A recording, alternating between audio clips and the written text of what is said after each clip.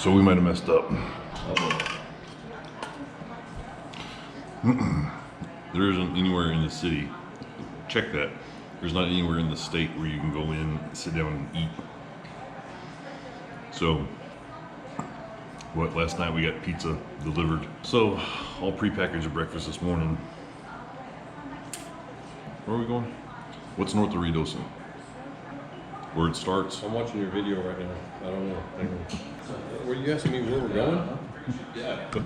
Are you asking me where we're going? Yeah. Ruidoso. What's north of Ruidoso? We're not starting in Ruidoso. No, we're not going north. Ruidoso is just west. Where does the ride start? And don't say Roswell. Watch out. Hey. What do you got there? It appears to be a saddlebag. It looks like a suitcase. Well, that's what I'm using it as.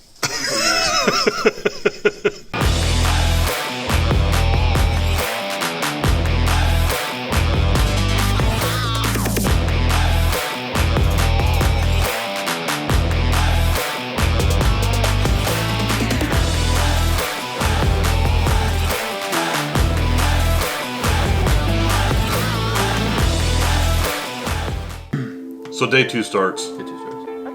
Your bike's crying. My bike is crying. Well, luckily, she was crying from an area that didn't seem to be very important.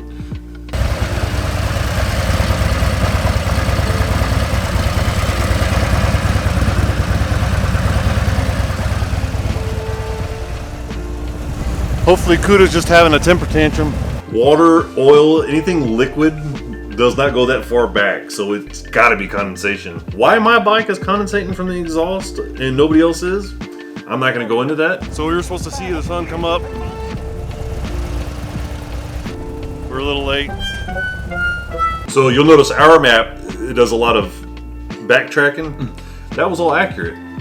We're cooking down whatever road that was first thing in the morning, 2 something. The wind was so crazy. I mean, luckily at this point in the day, it wasn't like there wasn't like a lot of dirt or anything like that. It was just windy, you know, just gusts of wind. You know, we're riding at a 3 degree or something like that, and we stopped. Yeah, because it was super cold and it was 40 degrees, but it was like a wind chill of 2. We pulled over and I was like, thank God, you know, Jonas has a solution. He just realized that he has some super thick gloves in his saddlebag, and these guys with the hitty grips pull out mittens and duct tape them back to their fingers.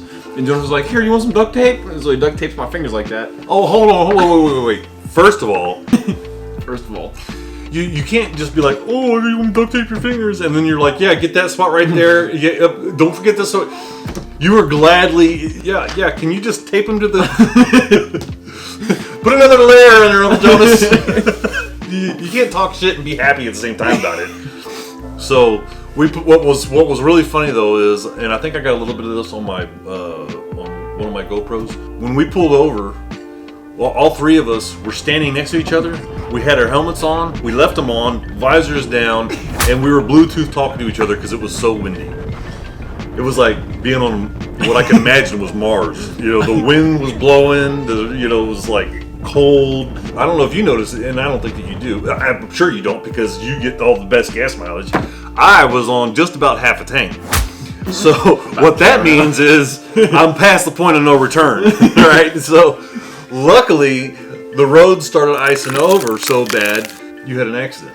I didn't see the ice. I didn't want to hit the brakes because I didn't want to wipe out. So I went through the ice and into the gravel, which was also ice, and I kind of just slid to a stop. While that was happening, yeah, this one over here is spinning like a top. I mean, I'm super happy we get to laugh and tell the story. I mean, it could have been bad, but... Oh, it would have been real bad because, like I said, we were in the middle of nowhere. No cell service, no civilization, almost no gas. Well, for you. I had like 3/4 of the tank. So, yeah. So I was like, so I'm still patched into him, and I could hear all this going down, which was, as a father, that's kind of terrifying, you know, and I'm sure I'm annoying as hell to him because the whole time as he's spinning around doing his thing, like, I'm like, are you okay? And he's, I was watching all this go down, and I could see the back of the bike and his helmet, his white helmet, and a blue saddlebag up against the asphalt, and it looked like his bike was grinding his head into the ground. So that's what it looked like for me, but it was all ice. So luckily you were just sliding. He stands up and he's like, "I'm fine, I'm good." And then he took one step and he goes, "I'm not fine." And I was like, my heart was like, and then he goes, "I'm not fine." And I was like, "Oh, my ankle! Oh, not your ankle!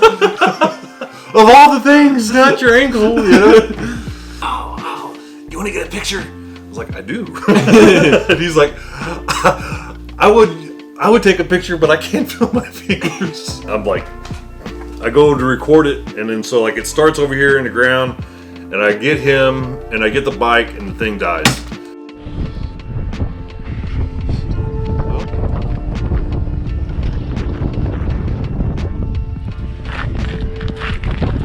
So that's like, I don't know, 2 hours into day 1, or day 2 rather. Holy smokes. You see that stop sign? Let's see what happens. Have some dust. Take some New Mexico with you, boys. And if you'll look out to the left of the vehicle, you will see the desert. I can taste it.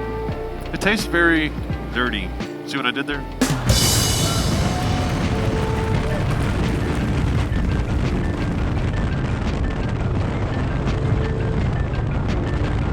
The Dust Bowl, the Great Dust Bowl footage isn't great, but you get the idea of what the hell's happening. We finally made it to Cloudcroft via a few detours, and we're at about 8,000 feet elevation. What that means for us, well, for my fat Texas ass, is that it's hard to breathe. The scenery is amazing. It goes from icy roads to beautiful roads in like minutes. So that's kind of nerve-wracking, but we're working our way through it.